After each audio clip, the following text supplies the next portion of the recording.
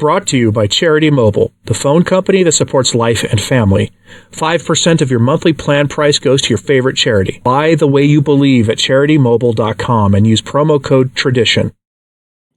Prayers of reparation are often needed when the sins of members of the hierarchy come to light, when they misuse their office for wicked purposes. This can be whether a priest in some backwater parish in a backwater diocese misuses the trust the faithful give him for his own wicked purposes, or it can be for needed when even a reigning pontiff does something absolutely reprehensible, and anybody in between. Prayers of reparation are needed here in the story I'm going to give you. It's going to be going over an article in detail published by Celere Non Possum. They are an investigative outlet in Italy who have revealed that St. Peter's Basilica is being used for some of the most evil purposes possible, not carrot kind of stuff or whatever, any of that thing, at least not as of their first part of their investigative series they're doing. Instead, it is being used for power politics. It's being used for fundraising. St. Peter's Basilica was always going to be a financially key part of the Vatican's tourism industry. Much of the Vatican is funded through tourism. What's to be expected? But this is a little different, as you're going to see. It's all about access and power and silencing those who oppose the changes happening in Rome. So we go to Celere Non Possum for this article, which we'll go over in detail. The headline is St. Peter in Check, Part 1, Power, Favors, and Fear, published at Celere Non Possum on the 11th of April, 2025. The character here you're looking at is one Cardinal Gambetti, pictured there. He is the priest who runs the Basilica, runs St. Peter's Basilica. And to describe him as a Bergoglian and as a Peronist isn't doing the whole entire concept of those things justice. He is actually very, very much cut from the same mold as Francis. Bear this in mind as we go over this article. Quote, "There is a shadow that has been hovering over the dome of St. Peter's for years, and it is not the one cast by the announced New Enlightenment.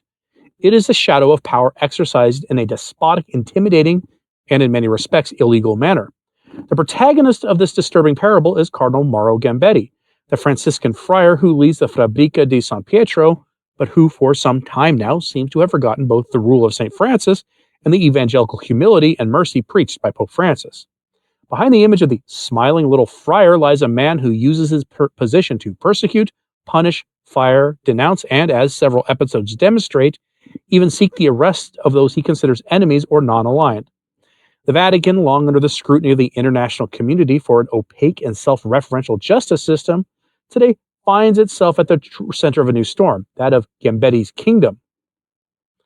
Starting on February 20th, 2021, with the appointment of Cardinal Mauro Gambetti, a real revolution began within St. Peter's, a transformation that, rather than being inspired by the gospel or the Franciscan rule, has been fueled by clientelism and the amoral familism that has so damaged Italian institutions, and that now seems to be infiltrating the heart of Christianity. In Gambetti's wake, in fact, long-time and loyal friends from Assisi have arrived in the Vatican, many of whom have obtained well-paid positions in the Basilica di San Pietro. Among those stand out Paolo Bossari and Roberto Bertozzi, a couple linked by personal and professional ties to the cardinal since the time of the papal Basilica of St. Francis, where both were in his service. Now they find themselves together here too, in the same institution, in positions that raise more than one conflict of interest. And while in recent months there has been discussion in corridors and courts about the dismissal of the two, now married employees of the IOR, no one seems to want to openly address the most burning issue, the enormous conflict of interest in which Bossari and Bertozzi operate. Furthermore, no one asks why these hirelings, and those who should be monitoring are silent. This outlet has documented every abuse since day one, receiving timely feedback from cardinals, bishops, priests, and pilgrims, who, once they arrive at the Basilica, remain disconcerted by the current management. The forbidden holy masses, meaning the traditional Latin Mass, he outlawed it in St. Peter's, the failed tourist itineraries that Gambetti insists on making people pay for, the organizational chaos, the increase in vandalism caused by the chronic lack of personnel. Everything contributes to painting a desolate and worrying picture of one of the most important churches in his Christianity. The management of St. Peter's Basilica responds to very specific logic. maximizing economic revenue, taking care of the public image of the friar manager, and unscrupulously sacrificing both the spiritual dimension and the concrete care of the artistic and architectural heritage of the most important church in Christianity. Solere non possum has long been denouncing this. The dust that visibly accumulates on floors and statues, the dirt ignored for weeks, the water filtrations that drip from the roof and damage valuable surfaces, the doors of the basilica left open, with deleterious effects on the interior and on environmental balances, are just some of the signs of a degradation that advances amid the indifference of Santa Marta. While the staff assigned to the basilica have been reduced to a minimum, and the offices of the Fabrica, often populated by kids with no liturgical or technical experience, even if they play at writing short articles full of errors on canon law, we are witnessing an inexplicable increase in employees. In parallel, Gambetti has transformed the sacred into business.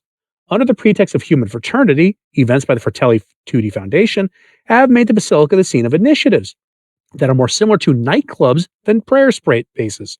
Stage lighting, wooden benches as sofas, buffets, musical performances. Paid aperitifs are organized in the dome. Exclusive dinners are held in the Vatican museums.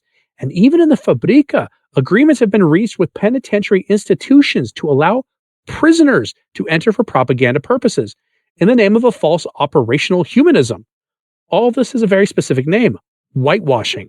And Mauro Gambetti knows it well. Every gesture, every intervention, even when it involves normal maintenance and operations, which his predecessors carried out with sobriety and regularity, is transformed into a media event. The complacent and paid-for press is called in. The importance of the initiative is inflated, and the idea of an extraordinary, unprecedented undertaking is sold to the public. A script studied in the smallest details to gain visibility and raise money at the expense of spirituality and decorum. However, when the employees are arrested, searched, and fired, the journalists stop on the third floor of the factory, where they receive the blessed chocolate. Emblematic in this sense is what happens in the conference today's press. For show, the fire brigade of the Italian Republic was involved, deliberately obscuring the fire brigade of the Vatican City, which is the only one truly competent for the Basilica.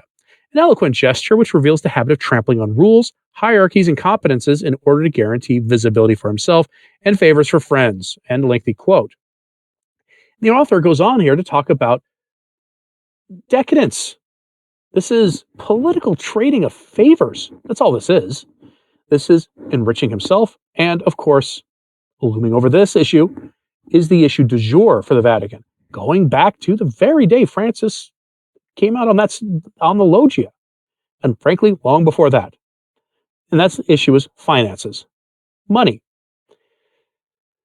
You'll recall, I've said this ad nauseum, Archbishop Vigano was initially made by Benedict XVI to investigate the finances of the Vatican, and then was made papal nuncio to the United States for his own protection, to get him out of Italy because of the things he was finding. Cardinal Pell replaced him later on under Francis. And then he was accused of absurdly evil things that were actually literally impossible for him to have done, and he ended up going to jail for it until he was exonerated. Then he passed away under mysterious circumstances when he returned to Italy. And then the man who replaced him, Cardinal Becciu.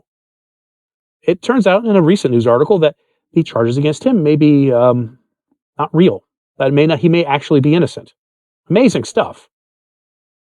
Finances, money. This is the problem we see in the church today, is this love of material wealth, to the point where these men have no shame anymore. And so, of course, they're trying to maximize their economic potential with St. Peter's Basilica, one of the most iconic locations in human history. Why? Because the Vatican is running out of money. Then you bring a corrupt person in to take care of the problem. And he's going to start engaging in nepotism, bringing all of his friends in, helping them to live the good life, amplified by their materialist false gospel, the synodality and this universal human fraternity nonsense. This is par for the course in Rome. Prayers of reparation are needed for this. Maybe a prayer campaign should be started for Cardinal Mauro Gambetti, that one, he'd never become Pope, and two, for his interior conversion. We can't just rail against these wicked men who do these things. We need to be praying for their conversion.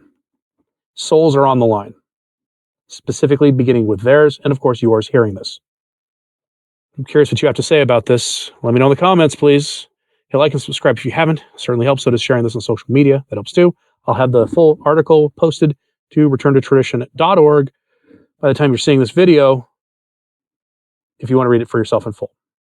As always, pray for the church. I'm Anthony Stine. Ave Maria.